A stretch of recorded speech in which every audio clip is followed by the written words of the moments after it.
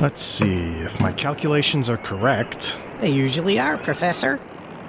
If my calculations are correct, we made it right before landfall in November of 1620. I'm already not liking this car sick thing. It's not a car, Sticks. We're on a boat. It's called the Mayflower. We're on the 66th day of the trip from Europe to the New World. Why don't we head up on deck?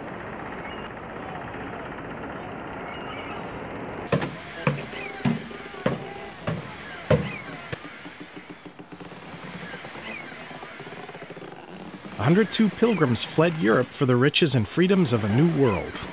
Seems kinda cold out. Yeah, they set sail in September. We're now in November of what will prove to be a particularly devastating winter. Can we fast forward past that part? It's ironic. Many who followed the Pilgrims came to the New World for gold and riches. The real riches are the gold and corn which ended up feeding so many. Speaking of feeding, I'd like to get to the business of getting my family off the menu. The holiday of Thanksgiving actually comes from the Indians. It's their celebration known as the Green Corn Festival. So the first Thanksgiving was nothing but corn on the cob? As it turns out, there's only 2 written accounts of the first Thanksgiving. No mention of turkey, though. The Pilgrims had duck, corn, squash, cabbage, and fish. And with the visiting Indians who hunted deer, they had venison. Well, if turkey wasn't on the menu, what are we doing here? Showing you firsthand that your family was safe during the 1600s.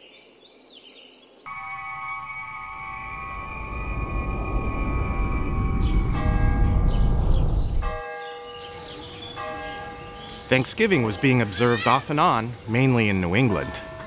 In 1789, George Washington issued the first proclamation to make Thanksgiving Day a national holiday. So, this is the presidential authorization which sanctioned the slaughter of my people? Actually, this was more a celebration marking the end of the Revolution and ratification of the Constitution. So you're saying drumsticks, thighs, and breasts were not being ordered yet? Honestly, there is no document that says when the practice in fact started. A holiday tradition, and nobody knows when it started?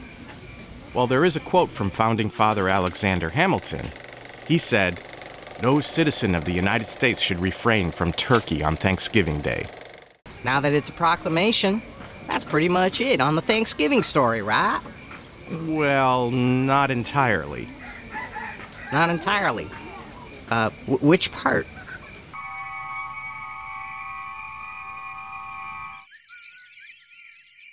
Where are we now? October 3rd, 1863. It's the middle of the Civil War. President Lincoln reaffirmed Washington's proclamation for a national day of Thanksgiving. Why bring this up again? Well, a woman named Sarah Josepha Hale, editor of Godey's Lady's Book and author of the famous Mary Had a Little Lamb nursery rhyme, spent 40 years advocating for a Thanksgiving Day holiday, which finally made an impression on Lincoln. Back in the time when common people could still influence government, eh? You might be interested in knowing that it's the second half of the 19th century when turkey became the main staple of Thanksgiving. I am noticing that the people are looking at me with that all-too-familiar hunger in their eyes. Well, by all means, let's move forward in time to mark another change in the economy.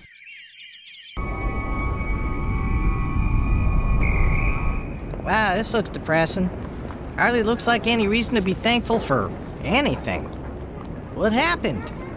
Well, with control of the wealth now being solidly in the central banking system, and that wealth being gambled with in the largest casino in the world known as Wall Street, the stock market crashed. And how did this affect Thanksgiving? In 1939, last Thursday of November was going to be November 30th. Retailers complained to Franklin Roosevelt and begged him to push Thanksgiving just 1 week earlier to give shoppers an extra week to spend money. And after this, Thanksgiving was worth celebrating again, right? Nope. In fact, it made it worse. Calendars were now out of date, school vacations, and their testing now had to be rescheduled. Thanksgiving, which had been a big day for football games, just like today, that schedule had to be changed too. So much for tradition. By 41, Congress had had enough, and they changed it back, and Roosevelt agreed. And there was much rejoicing, right? I sense a but coming. A very big butt, Sticks. Hey, that's avian profiling. Sorry, Sticks, but through the past 100 years, Thanksgiving has been firmly embedded in American culture, largely through retailers' efforts. All the traditions associated with it were largely created by the growth of the traditional economy. We are now transitioning from the traditional economy to one based on the internet. Is it a new gold rush, Professor? As a matter of fact, yes. A digital gold rush, based on the digital economy. Many people don't know it, but the ranks of millionaires grew by 16% ever since the last recession. Wow, we are living in exciting times, aren't we? Shouldn't we get to our own time and start trying to cash in on all of this? All you have to do is open a browser, Sticks, and navigate to www.adzbart.com to learn more.